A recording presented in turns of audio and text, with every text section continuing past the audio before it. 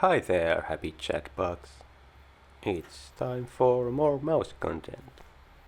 Today we have Zvezda's 100 scale mouse. Excellent for 50mm wargames, if they support mouse. And if they don't support, then what's the point playing them? Here I've been showing the two variants of the box art, which is in the circulation at the moment. They are very similar, but the models itself are identical. Alright, let's start opening.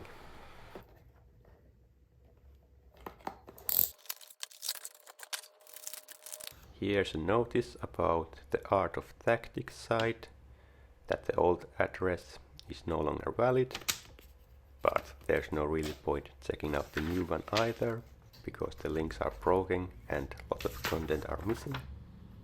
Here are the instructions, quite simple. And now to the main piece, the model itself. 2 sprues, 18 parts, 100% mouse. Love it.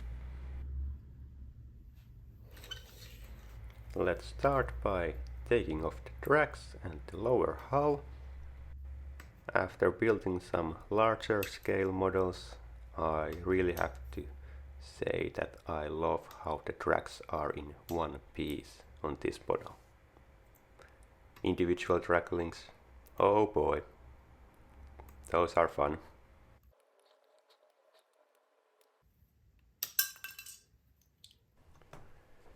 The downside of tracks being in one piece is that often the suspension is also attached to it, and if you want to, let's say, paint the rubber parts of the road wheels, that's a bit more difficult now.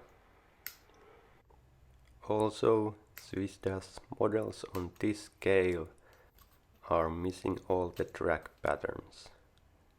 The track link shape is about there, but they are all smooth and patternless.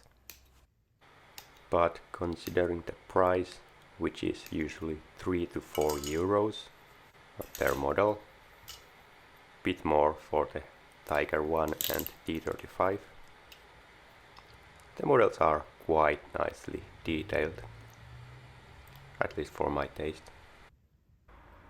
Here I am cleaning the detachment spots where I use the cutters on.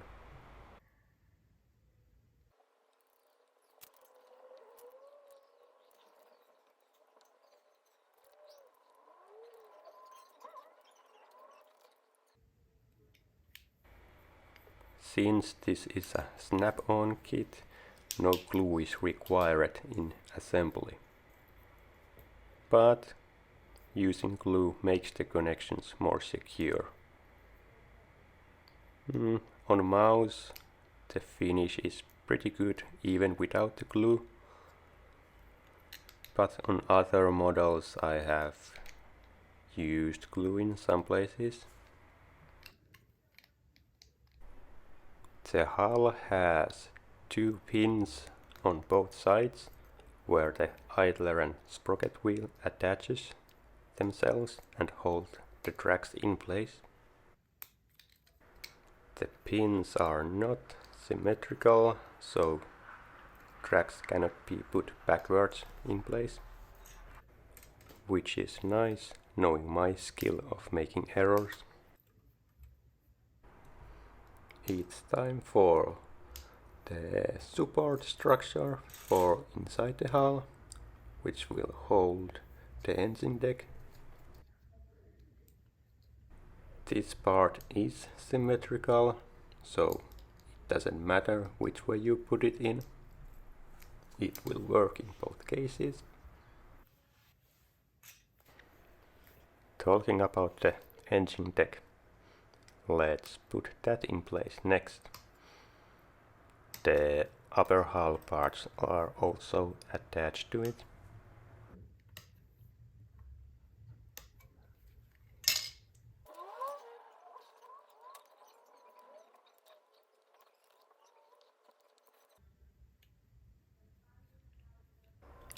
this one attaches itself to the support structure we just added, and there's additional 2 guide pins to get it correctly.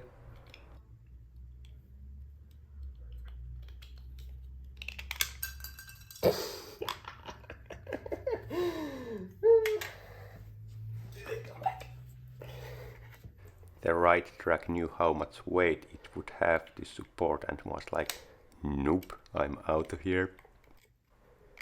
Now that it's more securely attached, let's get to the next parts. Even though only half of the road wheels are modeled there, they still give us the return rollers, even though they are completely hidden when fully assembled.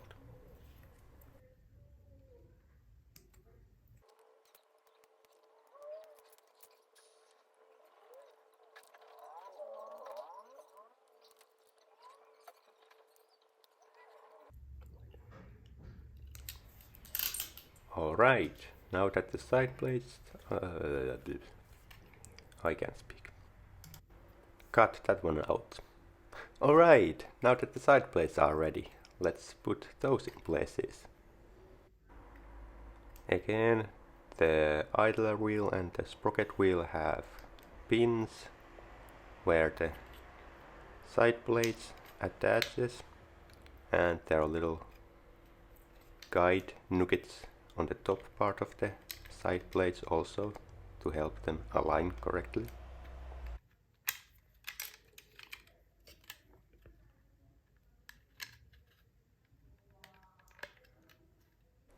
Hey! Nothing flew into the neighboring galaxy this time. Isn't that great?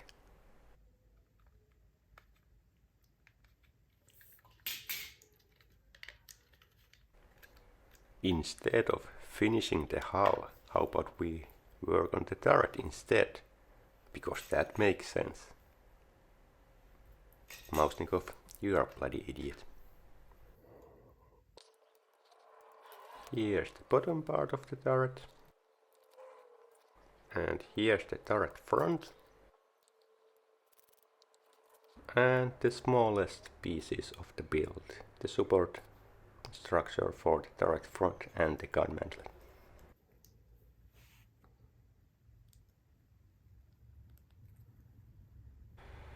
Now this middle piece here, which holds the gun mantlet, it can be put upside down, which will result the gun mantlet and both guns being upside down. And not only that, there will be a gap between the gun mantlet and the turret if you build it in the wrong way. So pay attention on what you're doing, at least on this spot.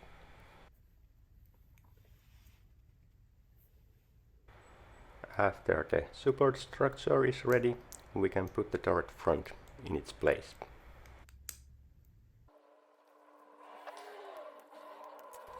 The rest of the turret plates, both sides, rear and the top, are in one piece, and here after some cleaning up, it's ready to go.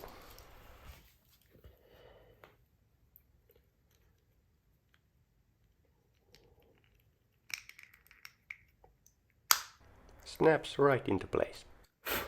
Oh yes.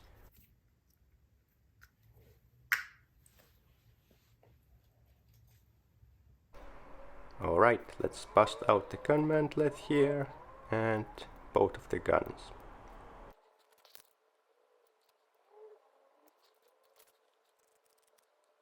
Removing some mold lines from the gun barrels. The barrel end is flat, so I use the tip of my knife to make a little divot.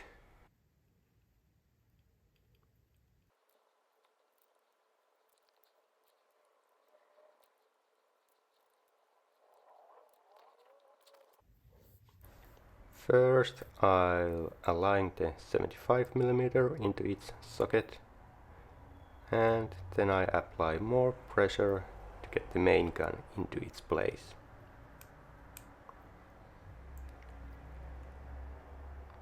The fit is quite tight, so it requires some strength. Ideally, we don't want to snap either of the gun barrels. It's not that kind of snap kit. The hole in the gun mantlet is D-shaped, so if you put the support structure correctly, it will slide right in. There is some room to fiddle with the elevation of the guns. Since we finished with the turret, let's go back to the hull. Here's the fuel drum in the back, or which will go into the back.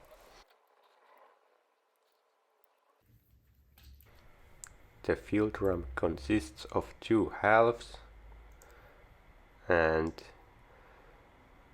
if you don't wanna include the drum in the set, then there's two holes in the back of the hull you need to cover up somehow. Otherwise, you just slide it into place.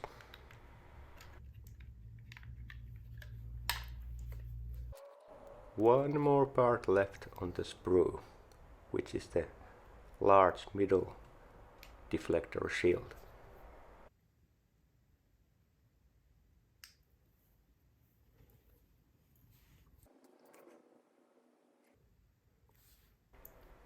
Hey guys, look. It's a pair of mouse balls. It's good to keep the population in check, right?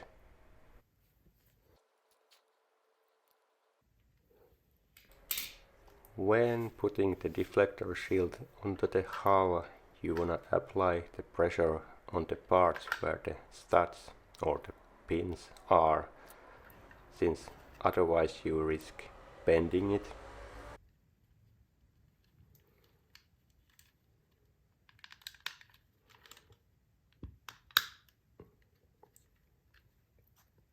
And finally the turret into place. Squeak! And we have a fully assembled mouse. Spin for the win!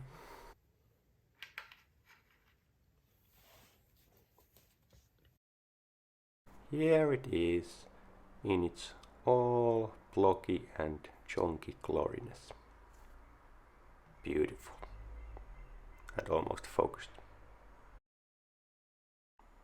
It was quite fast build. I managed to finish under 30 minutes, so easily done in one day. I'm not that much into painting, but I will paint the tracks and add some darkness onto the grill holes.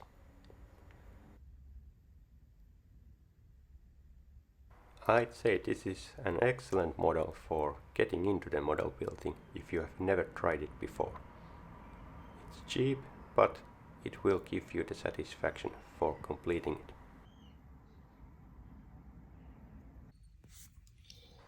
Oh yeah, I forgot to show the flag part. Let's quickly plop that into place. The purpose of the flag is for writing down stuff for unit recognition, for gameplay stuff. I hope you liked the video. See you on the next one. Bye!